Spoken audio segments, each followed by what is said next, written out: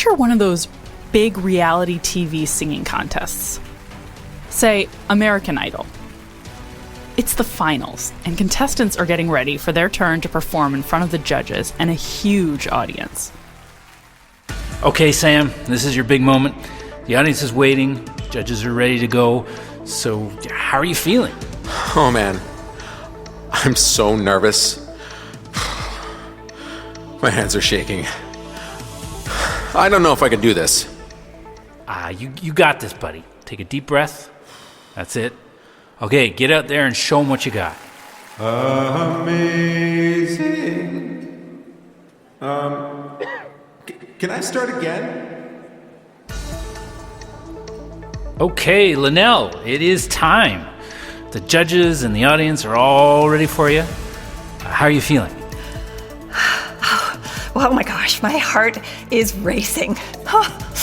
My hands are shaking. Oh, but I am so excited. What an opportunity. All right, well, good luck out there. Roses and rain all over again. It's a scene that's played out many times in many different ways. On stage, in the boardroom, at the front of the class, and possibly in your nightmares. The rapid heartbeat, the sweaty palms, the shallow breathing. For some, it's a feeling of excitement. Others feel like they might die. Today on the podcast, we're looking at the way emotions can affect our performance, but also strategies we can use to improve our performance when threatening emotions well up.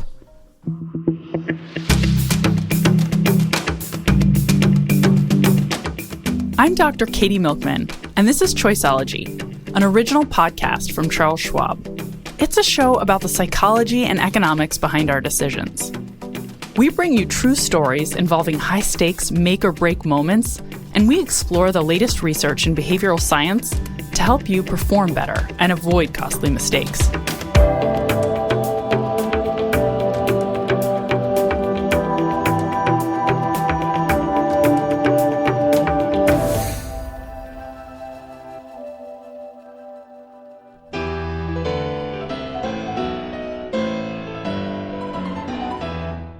So I'm Stephen Osborne, I'm a classical pianist and I'm based in Edinburgh. Stephen Osborne is an exceptional musician, a sensitive and expressive artist who always strives to reveal the emotional depth of the music he performs. His love of the piano started very early on. I was completely drawn to piano from when I was old enough that I could reach the keys. You know, as a toddler I was fascinated by it, and you know, as a young kid, as soon as I woke up, which was normally very early in the morning, I would go straight downstairs and start playing the piano, and my dad would come and bring me back to bed. There was never anything else I really wanted to do. Stephen enrolled at St. Mary's Music School in Edinburgh at the age of 10. I was there until I was 17, and I went to the Royal Northern College of Music in Manchester and was there for 6 years. He was a natural performer and enjoyed being on the stage, even when things didn't go perfectly. Yeah, my experience of performing through my teens was quite nice. I remember at the same time I could be quite self-critical, and I remember often thinking I didn't play very well, but I didn't find the actual experience of being on stage problematic. Stephen's career as a soloist developed gradually over the years. So it made me feel like I had this freedom to keep exploring repertoire. I didn't suddenly feel like everyone was looking and I had to get everything right all the time. That freedom to explore and his comfort and ease on stage helped establish Stephen as a top-tier performer. He's had many successful concerts and been lauded by critics and audiences around the world. So the best concerts I give, I think, are the ones where I feel the most relaxed. Stephen's repertoire is incredibly nuanced and often fiercely complex. He memorizes lengthy solo programs, chamber works, and concertos, and he makes all these dazzling pieces come alive on stage. As you can probably imagine, being a professional pianist is an extremely tough career, and one that could easily have been cut short by the painful phenomenon of stage fright. Stephen's first serious bout of anxiety was at a concert with the Halle, a symphony orchestra based in Manchester, England. He was set to perform Mozart's 23rd Piano Concerto with the orchestra at Bridgewater Hall, a gorgeous 2,400-seat venue. It was supposed to be a special evening. but it didn't go according to plan. A relationship I was in was in the process of breaking down, and I didn't actually connect the two things at the time, but looking back, there probably was some kind of connection. Whatever it was, something was different about this concert. I just remember being on stage and then suddenly having this terror that I was going to forget what I was doing. And my memory had always been very secure, so it sort of came out of the blue. Imagine that. An intense panic about the possibility of forgetting some portion of the dozens of pages of music that Stephen had memorized and rehearsed and perfected. Fortunately, he managed to get through the performance without a major disaster. But his anxiety was intense, and he had 3 more performances to go in that run of concerts. Fine, I didn't forget anything, but just there was this constant thing at the back of my mind, worrying what might happen. That fear of making mistakes came on suddenly. It felt like an earthquake somehow. I really so vividly remember that feeling of everything shifting internally, and what I thought was solid, discovering that it wasn't. Very, very unpleasant. It was really awful. Oh, terrible. Stephen laughs now, but at the time, it was terrifying. Stephen struggled with this performance anxiety for a few years. Another intense moment came in 2008. So I was playing this piece for the first time in the proms, which is a stressful thing to do anyway. The proms are the Henry Wood Promenade Concerts, a summer season of daily orchestral classical music concerts and other events held every year mostly at the Royal Albert Hall in central London. I mean, arguably the proms is the biggest classical music festival in the world. It happens in the Royal Albert Hall. It's a really big hall. It's quite unusual, the shape of it. It's circular. When it's full and you walk out onto the stage and there's people all around you, you feel like you're walking into a gladiatorial arena. It's an extraordinary thing. Where the stage is, right next to it, there's a big space for people to stand. And there'll be hundreds of people in the space. And they're basically, if I really reached out, I could touch the one closest to me, just about. It was an intense performance experience. Up close and personal with an audience that had high expectations. Stephen was scheduled to perform a Rachmaninoff concerto. Rachmaninoff's always difficult physically. Before I perform something in public for the first time, I always have a number of dry runs, simply playing it through myself, playing it through to friends, maybe playing it through my old school or a music college. And I'd done a run through of the piece at the conservatory in Glasgow, and I'd had a memory lapse in the middle of that. There's one bit in which the piano's playing lots of notes and the orchestra's playing almost nothing, and it's very treacherous because at 2 different times it goes in 2 different directions. And in this run through, I took the wrong direction the first time. He had accidentally moved to the wrong section of the piece. If this happened at the proms, it could be a career disaster. And because nothing happens in the orchestra almost, it's incredibly hard to find your way back. So at that time, actually, it was fine. I just sort of said, oh, sorry, and we sort of went back to the start of the section and got through it. But it really stuck in my mind. There was a performance the day before the proms in Belfast. And all through that performance, even though I didn't go the wrong direction this particular bit, but I remember I had this extremely strong sort of awareness of that bit coming up and is it going to work okay? And indeed it did. But through that performance, I kept just sort of missing little things, like a couple of notes that I somehow would go the wrong way, that I would forget. There was no big memory lapses, but I felt really like there was something developing as I was playing, an increasing anxiety. I know that in reality the things were relatively small. I mean, it's possible that some of the musicians noticed, but I doubt they would have had much sense of what was actually going on inside me, that there was such a degree of anxiety. It was this sort of irrational fear that it was all going to fall apart somehow, that everything I'd practiced for all those months just was going to disappear from my hands, from my brain. Performance anxiety is very common. Most musicians and public speakers, most people, will experience it from time to varying degrees. For professional musicians, of course, performance anxiety can be a bigger deal than it is for many of the rest of us. it can ruin a career. This whole subject of anxiety around performing is very little talked about in classical musical circles. It's a little more now, but certainly back then, I'd never heard anyone say anything about it. Fortunately, help is out there. Well, I went to see a therapist, basically a CBT kind of practitioner. CBT stands for Cognitive Behavioral Therapy, a kind of therapy that seeks to change patterns of thinking or behavior that are causing people problems. And it can produce big benefits when it comes to managing difficult emotions. One thing that was very helpful that she talked about was identifying what the actual thoughts were behind the feelings. So that was quite useful, just sort of starting to dig down into what was actually going on internally, which, thinking about the thoughts helped make the feelings seem a bit less overwhelming, particularly when you see certain thoughts where you think, well, that's obviously irrational. It doesn't make the feelings go away, but at least it helps create some kind of perspective so the feelings don't dominate. While cognitive behavioral therapy was helpful in the short term, Stephen came to find that a habit of writing down his feelings gave him an even deeper perspective on what he was experiencing. When I feel anxious,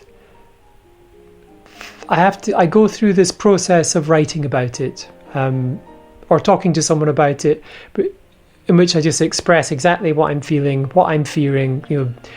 The more irrational, the better. All the sort of stuff that comes out of these sort of murky subconscious depths. Sort of feelings of humiliation and shame and terror, those kind of things. So trying to get all of that out with as much depth as I can.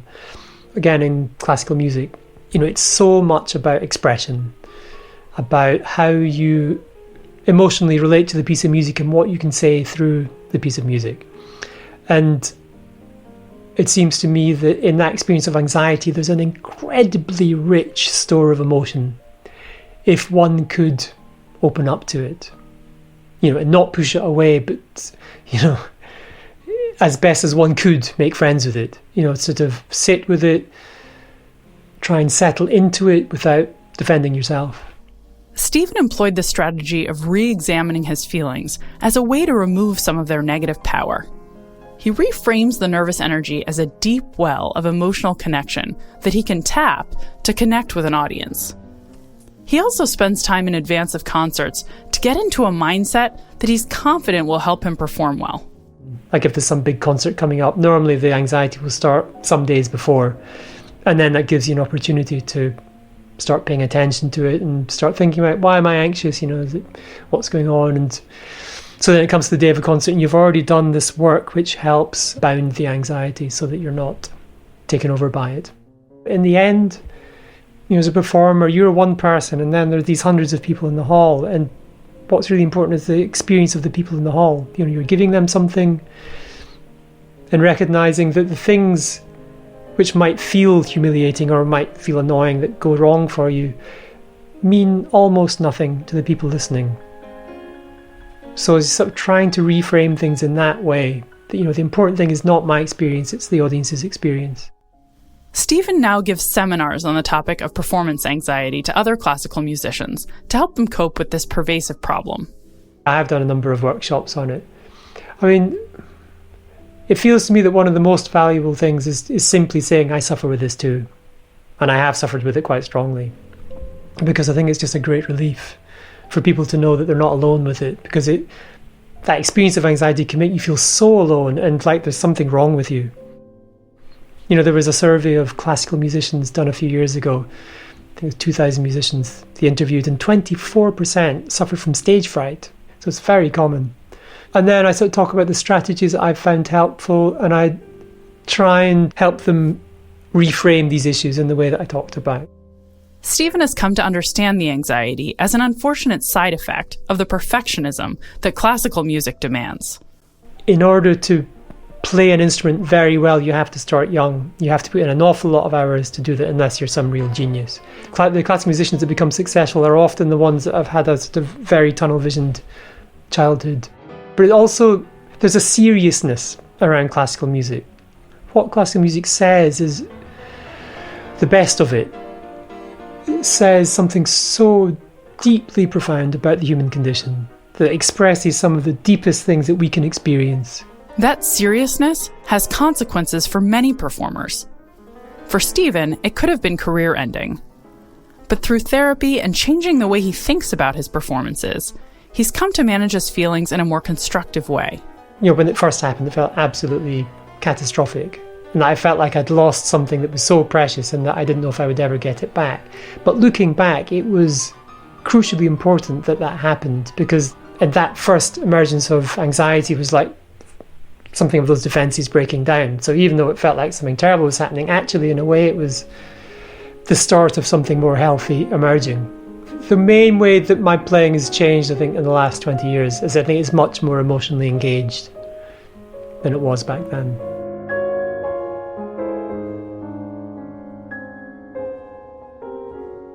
The music you heard in this story was all performed by pianist Stephen Osborne. In 2020, he'll release Prokofiev's War Sonatas, marking his 30th recording for Hyperion. Special thanks to Hyperion for the use of the musical excerpts. You can find links to Stephen Osborne's biography and recordings in the show notes and at schwab.com/podcast.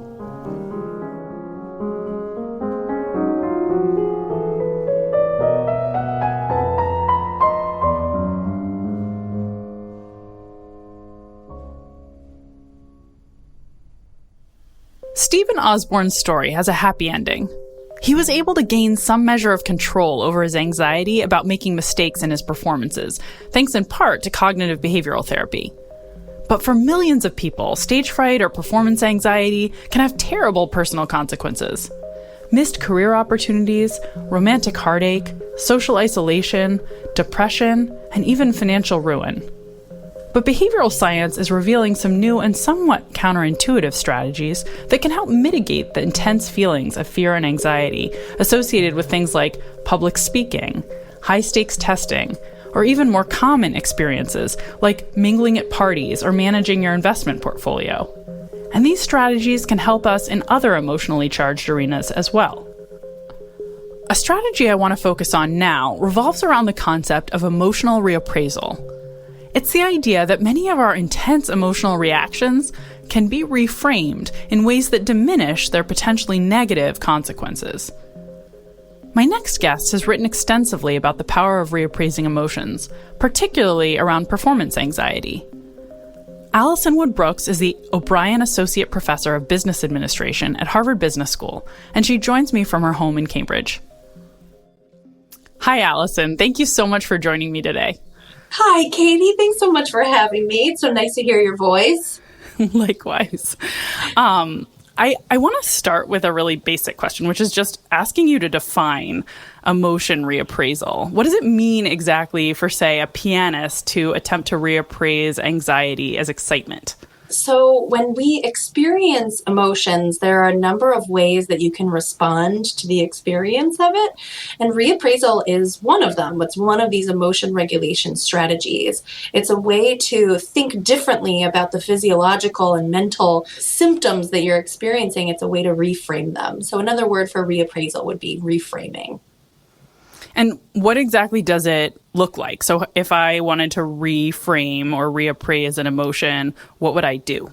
So that's one of the questions that I was pursuing in my research. I sort of wondered, what are the interventions? What are the strategies that people can use to successfully reappraise their emotions, to successfully think about their feelings in a different way, in a way that might influence their behavior positively. And in my work, I discovered two different ways. One is out loud, just talking about your feelings differently. So the way that we label our emotions verbally to ourselves out loud and to other people is consequential. So when someone says, "Hey, how you feeling?" If you say, "Oh my gosh, I'm so nervous," it actually influences how you feel. You will actually continue to feel nervous. Whereas if you say, "You know what, I'm really excited. This is an amazing opportunity. I can't wait to play the piano for you." Turns out just by saying that out loud, it sort of tricks your brain into believing that you actually are excited. and people report feeling more excited. They show physiological signs of being more excited. So saying it out loud is one way. Another way is really just more intrapsychic, staying in your own head and doing exercises that make you think differently about your feelings. So in one of our studies, we had participants read instructions that just said, get excited. And they read those instructions over and over. They did writing tasks to think about to themselves why they were excited and how to get excited for the task ahead. That's really interesting. Could you actually dive in a little bit to that fascinating research you did when you were a graduate student, looking at how reappraising emotions can change people's decisions and performance? Absolutely. It seems like such a small, simple intervention, but the way that we feel and the way we think about our feelings is quite consequential in the way that we perform subsequently. When you feel anxious, which everyone does. Everyone experiences anxiety quite commonly all the time. When you feel anxious, your focus narrows, you become hypervigilant, and it harms performance on many tasks. But when you feel excited, it actually helps performance. It raises your energy, it raises your level of effort, and your enthusiasm is observable by other people as well. So as a doctoral student in my dissertation work, I was really excited to study this idea. How can we play around with emotional reappraisal? So we looked at a number of performance domains. I started with one that was very near and dear to my heart, which is singing. Singing in front of other people is a task that makes almost everybody nervous, even good singers. So we asked people to sing a karaoke song, a Journey song, a really hard Journey song, Don't Stop Believing, in front of a small audience in our lab. And before they came into the lab, we told them, surprise, you have to sing this song in front of a little audience. And before they sang, they were required to label their emotion in a certain way. And a subset of the participants were required to say, I'm really nervous about this. A different subset of participants were required to say, I'm really excited about this. And a third subset said, I'm trying to calm down, or I'm feeling really calm. And what we found is that people who did the reappraisal intervention, those who said they were excited out loud, actually sang better. They performed better.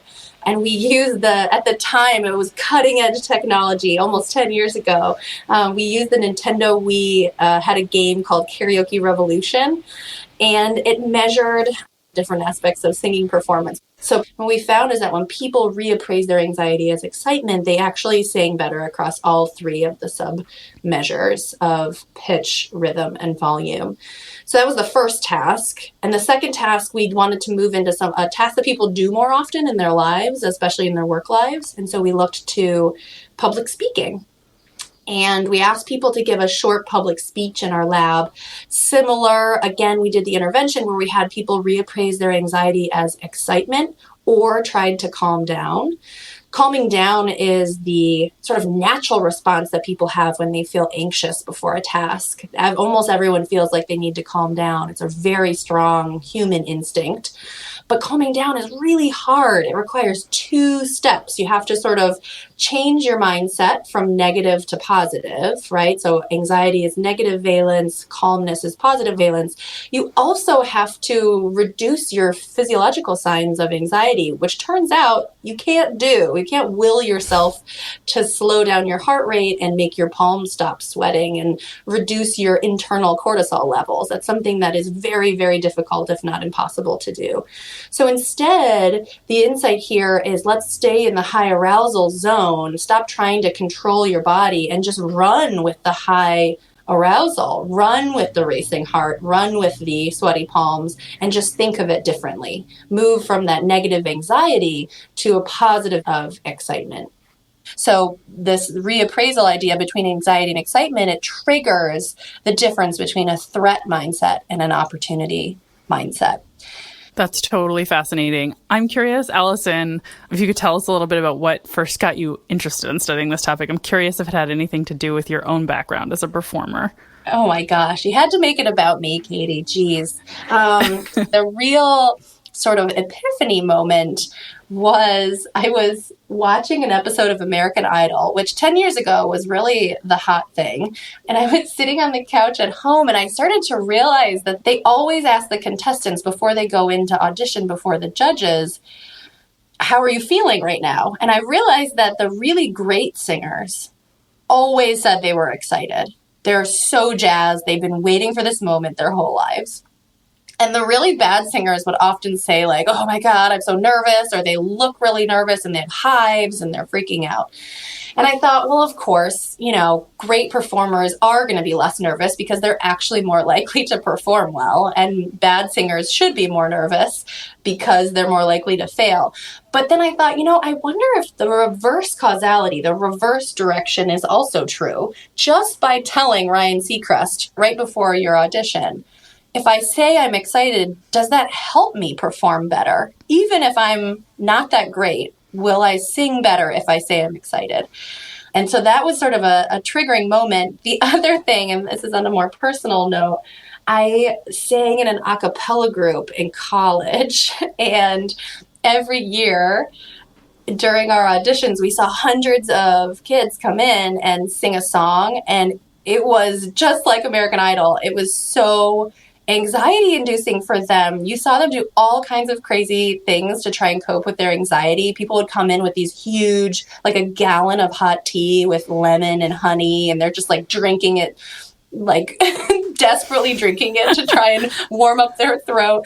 And the same was true there. The really great singers, and sometimes like only pretty good singers would come in and say, I'm so excited to be here, and then totally nail the audition. And the people who talked about how nervous they were or were clearly trying to do things to calm down, they always struggled because anxiety hurts performance in so many ways, particularly for singers, right? Like the physiological effects of anxiety actually constrict your vocal cords and harm your performance. That's really interesting. All right. This is a natural question, which is just, how do you apply what you've learned about emotion reappraisal in your own life? Oh my gosh. I truly believe that the more you practice reappraisal, the better you get at it. So much so that it can become habitual, right? So it's almost like this upward spiral where I reappraise my anxiety as excitement. I'm more likely to perform well. When I perform well, I start to feel like, I'm good at this thing. I am a good singer. I'm good at public speaking. I'm good at math. So the next time I go to do that task, it's even easier to convince myself that I'm excited about it. And then, you build sort of this confidence and these feelings of excitement and enthusiasm, and you start to develop expertise. So much so that maybe you even stop experiencing anxiety about those tasks altogether. And I have to say, I think I've done that when it comes to public speaking and talking about my research or teaching, and often even singing. I sing in a band with some of my faculty colleagues at Harvard, and people often ask me, like, don't you feel nervous to sing, even just with the band or in front of other people? And I really don't. I feel so excited and privileged to play music. It's incredible. That's amazing, and that sounds so fun. All right. So a natural question listeners are going to have, I think, is how they can best apply this strategy to their own lives. Yeah. So it's a great question. And I think what's nice about this strategy is that it doesn't have diminishing marginal returns, meaning if you do it over and over, it's not like the magic of this strategy wears off. And it's likely that you feel anxiety across a huge array of tasks and domains in your life. I mean, you might feel anxious driving. You might feel nervous about your finances right now. You probably worry about the health and safety of your family and friends. You worry about public speaking. You worry about managing meetings at work or performing well at your job or just getting all of your tasks done in your household. So these sort of normal feelings of state anxiety that come and go for us throughout every day, in every of those moments, there's likely a way to focus on the opportunities rather than the threats of an upcoming task. How can you focus on how things can go well? Maybe even make a list, right? Think about all of the things that could go great and focus on those things to encourage an opportunity mindset to lead to excitement rather than anxiety. Another thing that I think, based on our research, that is quite effective is talking about it out loud to other people. Verbal communication is a form of commitment. So even just saying it out loud to one other person sort of makes it true. It's like a self-fulfilling prophecy. I say I'm excited, and therefore I am excited. And that's what we find in our work, that just a simple form of saying it out loud can actually make you feel more excited and more likely to perform well.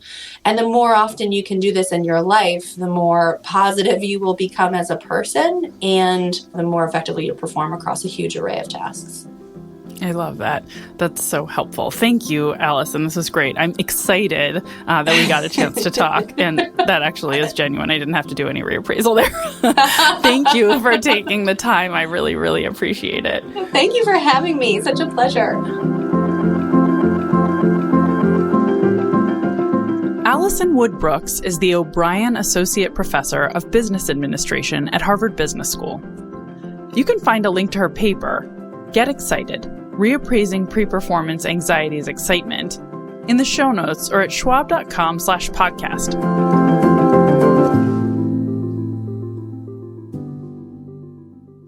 Our sister podcast, Financial Decoder, has explored the important question of how to manage investments in a volatile market when you run the risk of making rash decisions thanks to spiking anxiety and other negative emotions.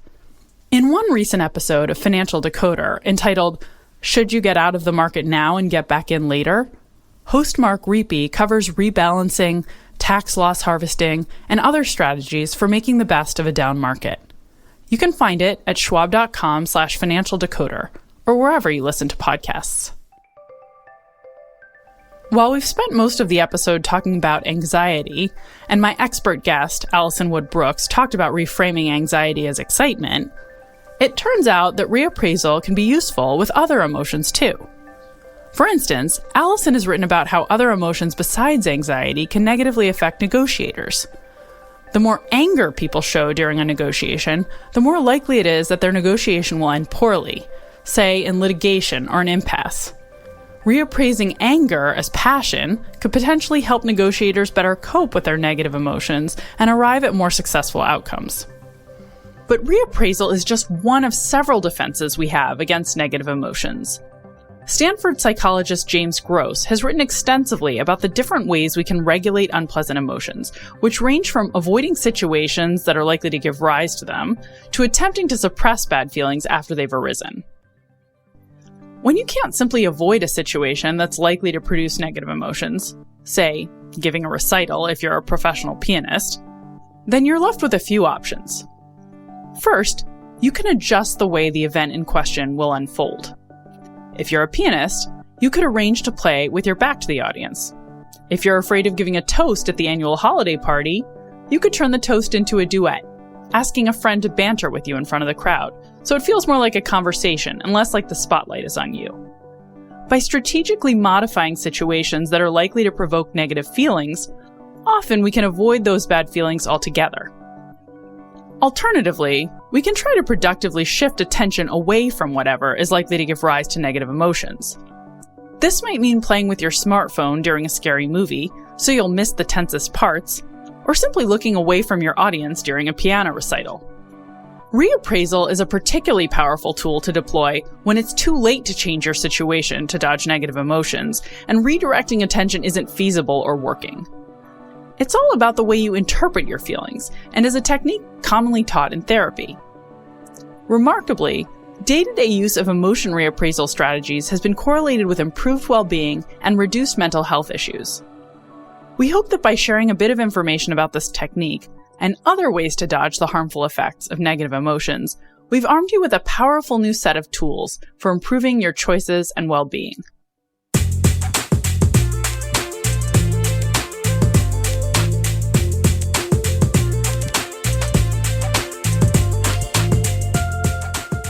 You've been listening to Choiceology, an original podcast from Charles Schwab. If you've enjoyed the show, we'd be really grateful if you'd leave us a review on Apple Podcasts. You can also subscribe to the show for free in your favorite podcasting apps. And if you'd like to get my newsletter to learn more about behavioral science, you can sign up at katymilkman.com/newsletter. Next time, We'll explore how your happiness and purchasing decisions can be influenced by how many options you face. I'm Katy Milkman. Talk to you next time.